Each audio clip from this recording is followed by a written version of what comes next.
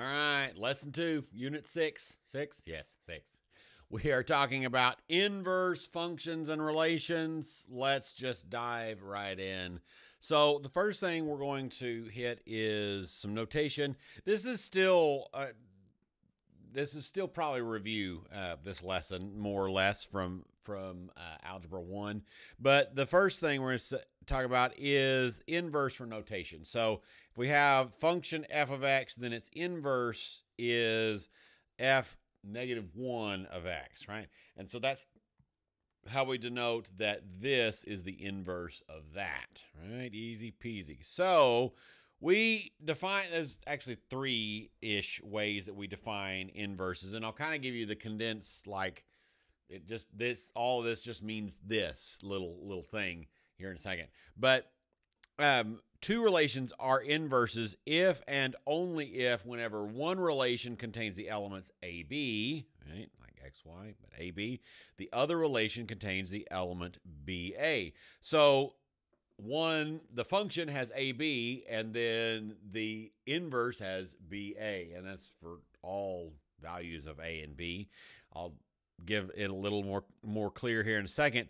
If f and inverse f are inverses, then f of A equals B if and only if inverse f of B equals A. So what did we do in like simple terms? What did we do on both of these? Well, we took the domain and the range and we swapped them, right? And so that's what is happening on an inverse. For the inverse of a function, we take the domain and range and switch them. So in even more basic, we're taking all the x's and all the y's and we're switching them, right? So that, normally we do that T chart, right, where we have x's. Let me give us a different color just for clarity. We have x's and we have y's. Well, for the if this is f, then the same thing for what we do to get the inverse of f, we take all of the x's and put them over here and all the y's and put them over there, right? That's what we're really saying. So let's kind of look at an example of what we might see in a homework problem, okay? Or a couple examples. So we want to find the inverse of each function. We got a couple of different problems here, and then we're going to graph the function and its inverse, right? So we got the function f of x equals 2x minus 5. So to find its inverse, we're going to start by just changing this from f of x notation to just y equals notation, just because it's easier to work with the variable y than it is to work with the variable f of x if we have to kind of move it and change it and all of those things. So y equals 2x minus 5. F of x is a great notation. It's more detailed, but when we're trying to manipulate it, it's more writing, all that kind of thing. So now all we have to do is do exactly what we said. We're going to take and put x where the y is and put a y where the x is. Now, if we want to do something with this, we need to, excuse me. If we want to do this, we need to put this into a standard form. And in this case, we're going to put it into slope-intercept form. So y equals mx plus b. So we want y on one side, and we want everything else on the other side, mx plus b on the other side, right? So we're going to subtract 2y from both sides.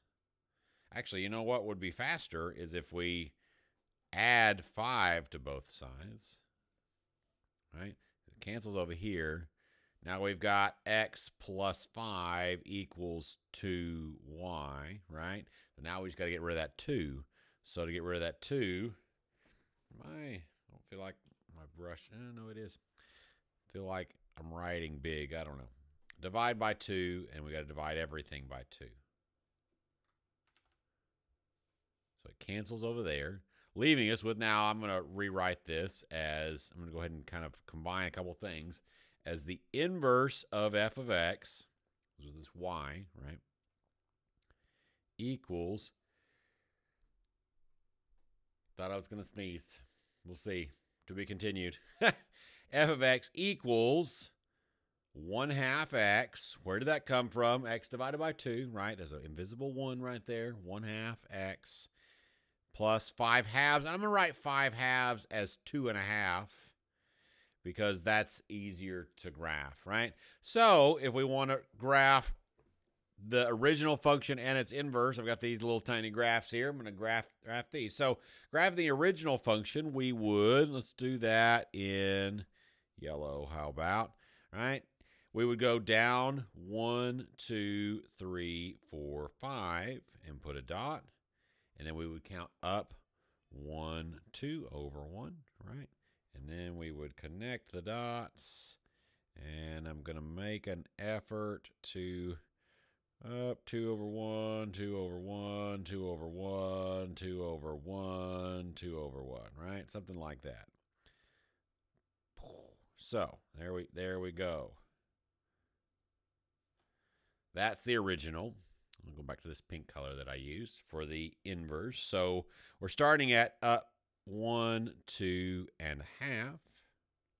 And then counting up 1 over 1, 2.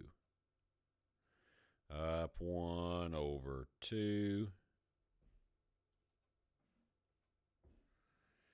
And, oh, that's clearly not quite right.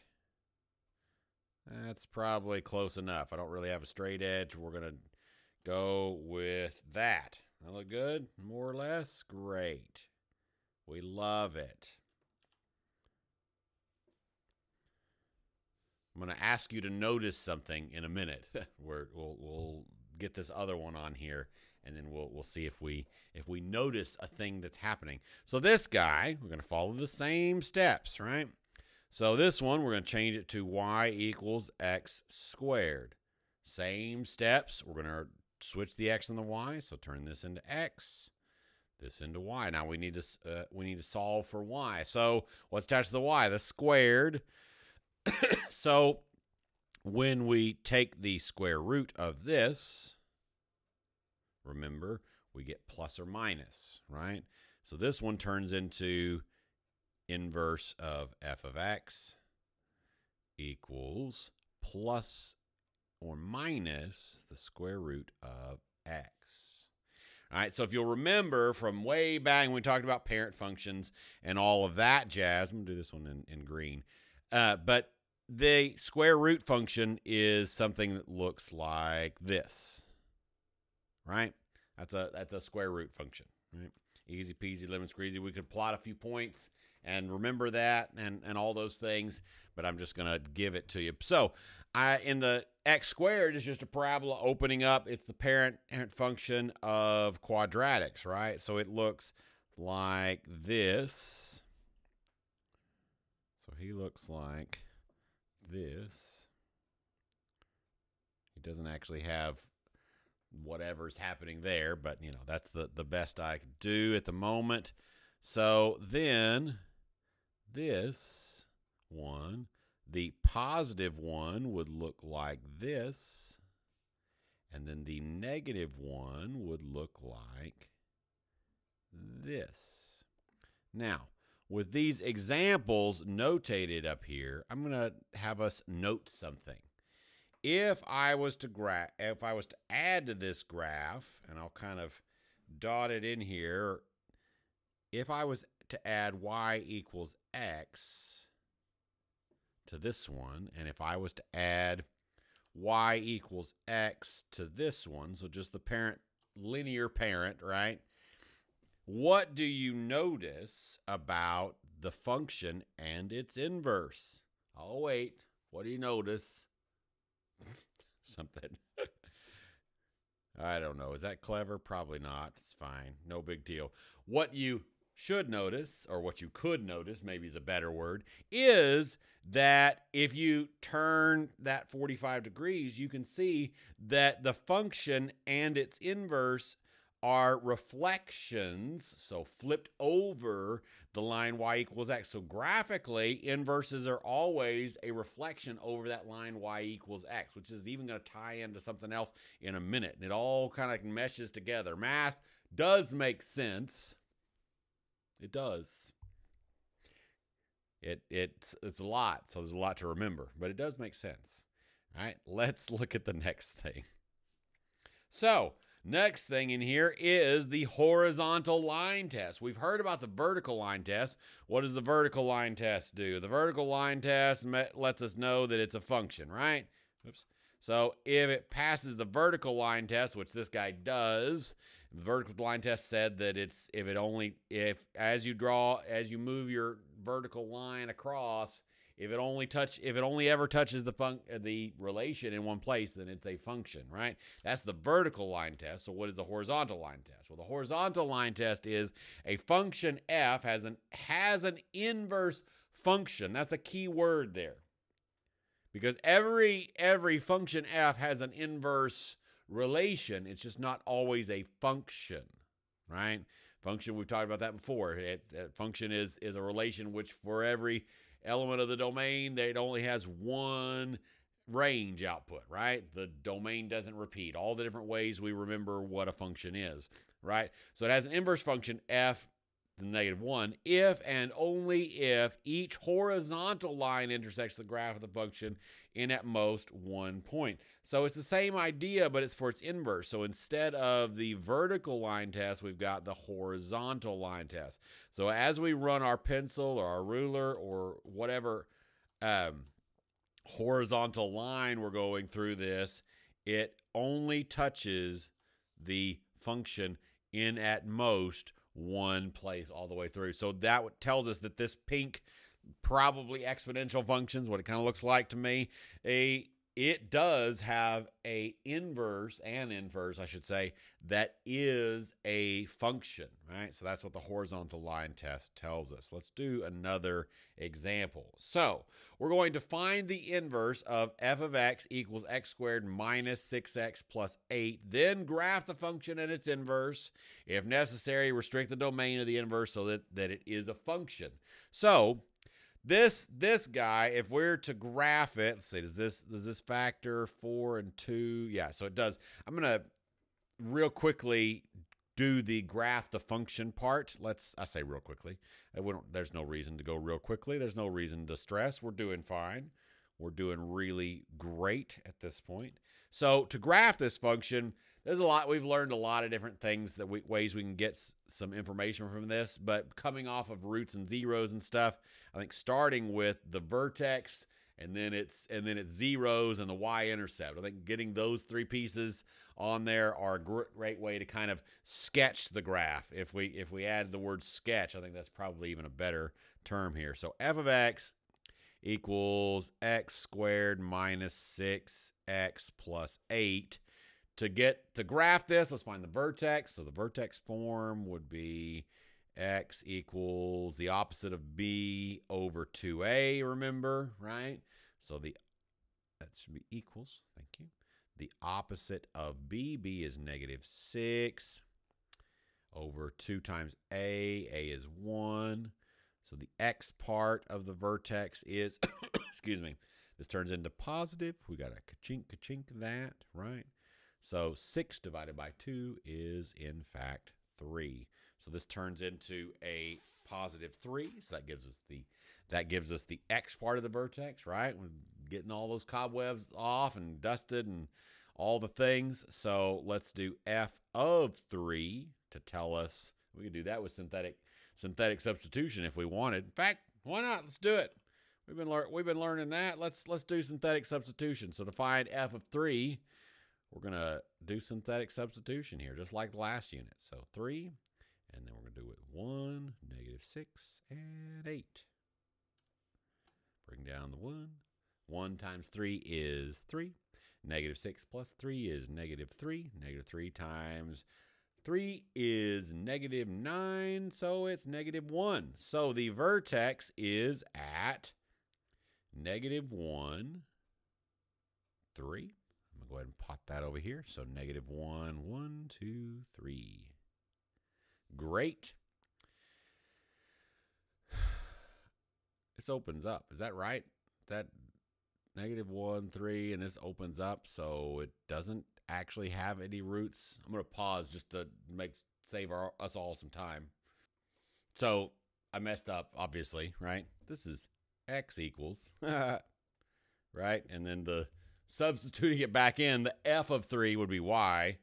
That's what we did wrong here. Oops. That's annoying because of, oops.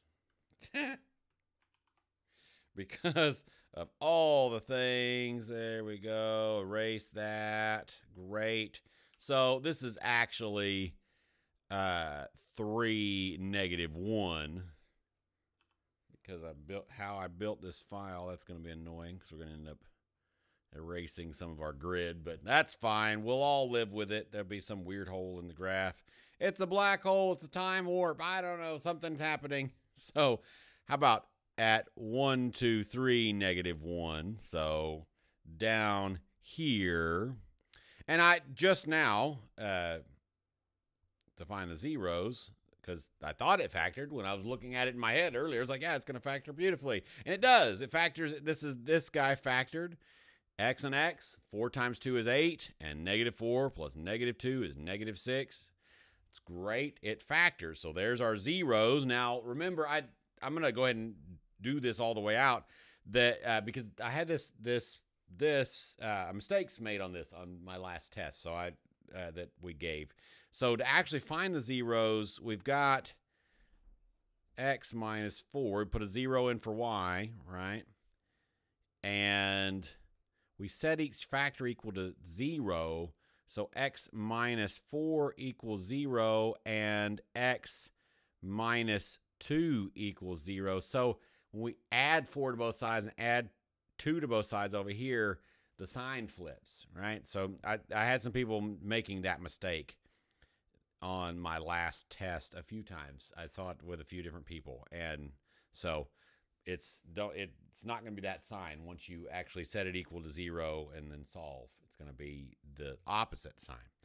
So we've got zeros at 4. 1, 2, 3, 4. Yep. And at 2. The y-intercept is at 8, which is right here. And if we've got it over there, it's symmetric, right? So it's also going to be right there. So when we connect the dots, the original function looks like that. Like that. It continues on. So there you go. There's the original function. All right, so find the inverse of it. I'm going to, you'll have it on your paper, so you're going to have it still. I'm going to erase all of this so we can keep the graph and the stuff on the same page and things, because I'm not going to have enough room if I don't erase this work and to find the inverse, because it's going to take a little bit of space to do that.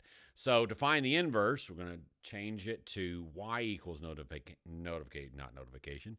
You understand words. Y equals notation. So y equals x squared minus 6x plus 8. And then we switch them.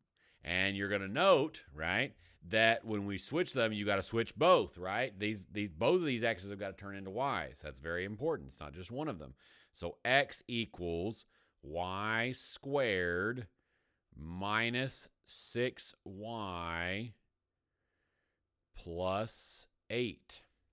All right, so now we've got to solve these for y to be able to graph it, right? So let's kind of figure out what's going to happen. So the way we're going to do this is, let's see, we're going to, I think, add 8 to both sides. Let me pause and make sure I'm thinking. I should have double checked this problem, but I'll pause and come back and do it now.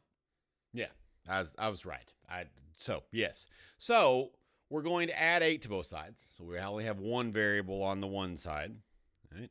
So we're going to add 8 and plus 8. That cancels. So now we've got x plus 8 equals y squared minus 6y. Now, you might be tempted, I'm going to scratch this, don't write this little bit here. You might be tempted to factor a y out and get y times y minus 6 over here, and then equals x plus 8. The problem is that's useless. The only way that would be useful, the only way that having this factor would be if it is equal to 0, because then we could set each factor to 0 and we could do things with it. But this isn't 0. X plus 8 is not equal to 0. So that's not helpful. So how else could we do this? Well, if let me erase this. If we had something over here and we've got a bunch of somethings in here and this whole thing was squared, then we could square root both sides and we could get an answer. So how could we make that happen? How could we force something into where we have something squared? Well, we've learned a method to do that. We've used it for a couple of different things. What is it?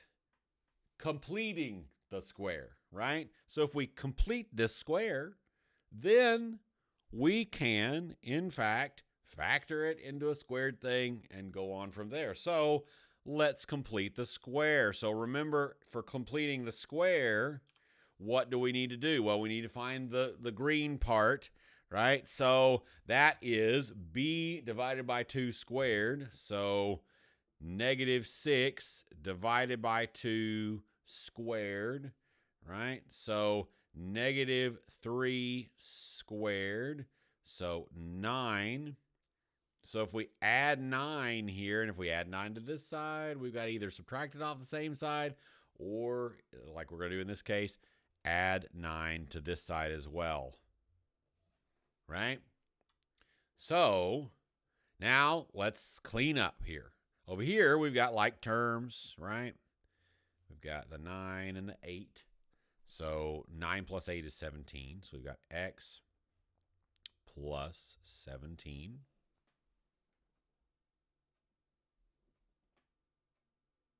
Oh, I'm making all kinds of mistakes, y'all. Have y'all yelled at me yet?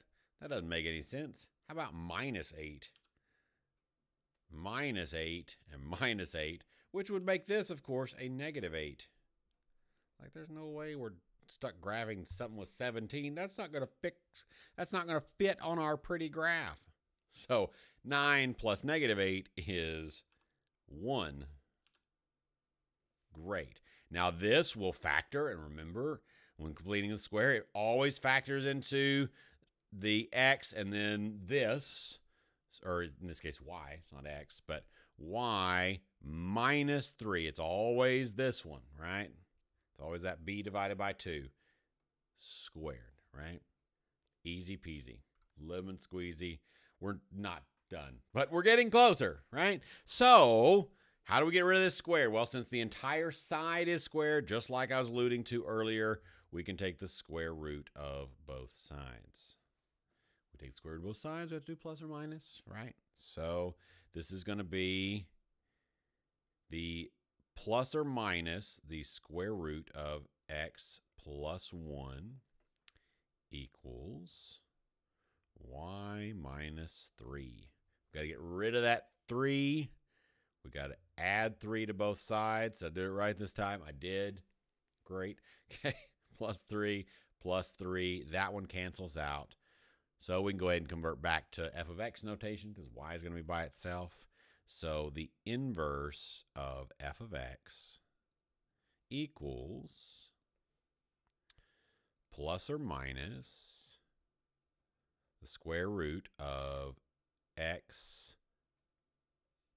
plus 1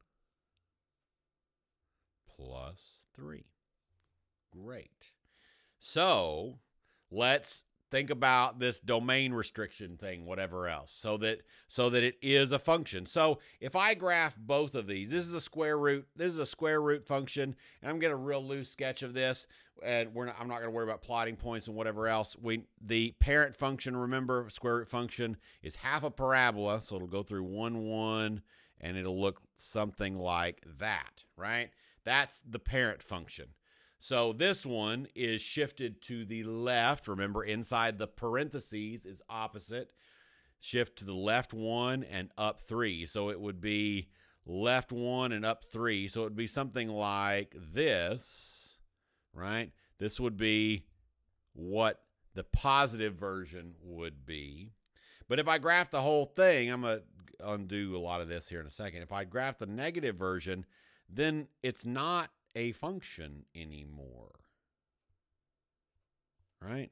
Because it fails the vertical line test once and twice, right? So we've got a few restrictions on our domain. Undo, undo, undo. We did it. Oh, we did it. Okay, so our domain restrictions.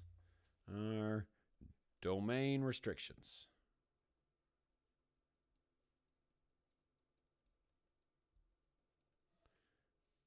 For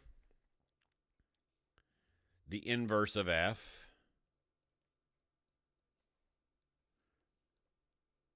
equals positive, so for the positive version, then we can't put in positive square root of x plus 1 plus 3. Then we can't have, and we're actually going to restrict the domain by restricting the range. The range has to be from, for the positive one, the range has to be from 3 to positive infinity. From 3, oops, we can include 3. 3 will work. From 3 to positive infinity. And then for the negative one, negative square root of x plus 1 plus 3. The range has to be, this time, from negative infinity, so it's got to be lower. So negative infinity, never include infinity, to 3. Right? So depending on what range we're in, that's where we have to restrict it, right? So graphing it, I'll go ahead and put the graph back on there.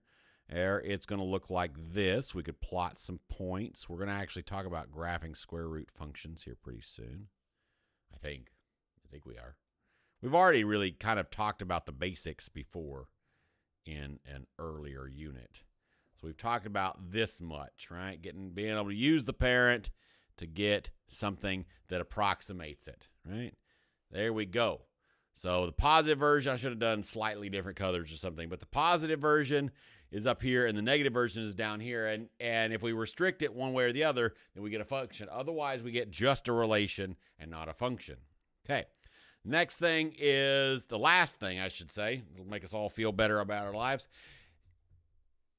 That is verifying inverses. So figuring out whether this function and this function are, in fact, inverses. So two functions, f and g, are inverse functions if and only if both of their compositions, so like f of g of x or g of f of x, that's written down here, right, are the identity function. So that is x, right? So if their compositions, we talked about compositions recently, if both of their compositions equal x, then they're inverses. Let's do an example of that, and then we will be done. So, determine whether each pair of functions are inverse functions. So, we've got these two guys. So, in order to figure that out, we need to find their composition. So, and we need to go both direct. Well, if one of them doesn't work, we can quit. But let's find f of g of x.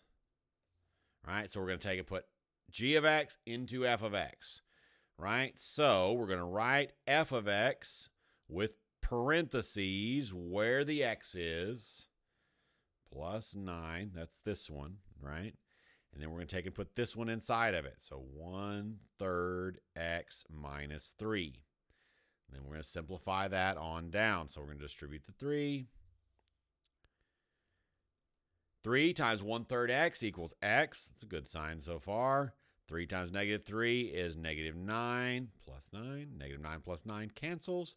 So this one, I'll go ahead and walk it all the way out, works. Now to confirm for sure that they're inverses, because it can work in one direction and then not in the other direction. I'm like doing arrows. It just looks like I'm shoulder dancing. Confirm one way and it works, and the other way doesn't work, right? Sorry, as I was doing this, and then I saw my face and it looked stupid. So, I'm sure you might have been laughing already, but that's fine. We need to find g of f of x. And then that'll get us, and if it works, then they are inverses.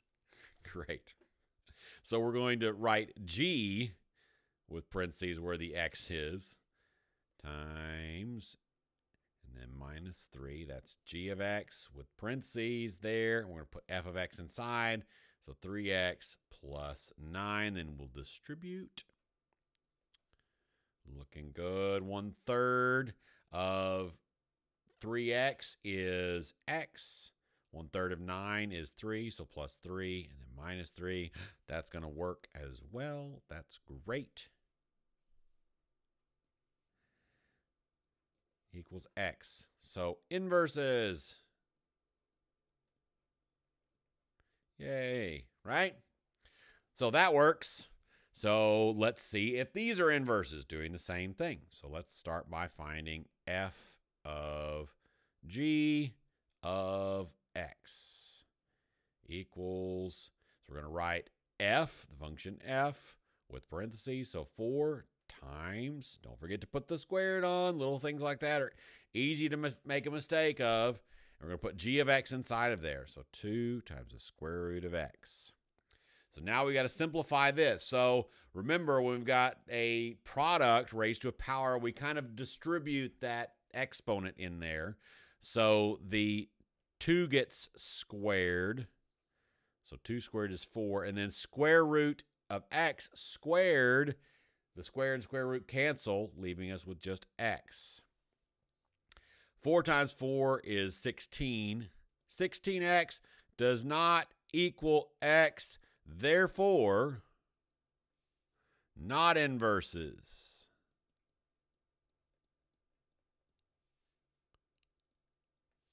And that is it. We will see you later.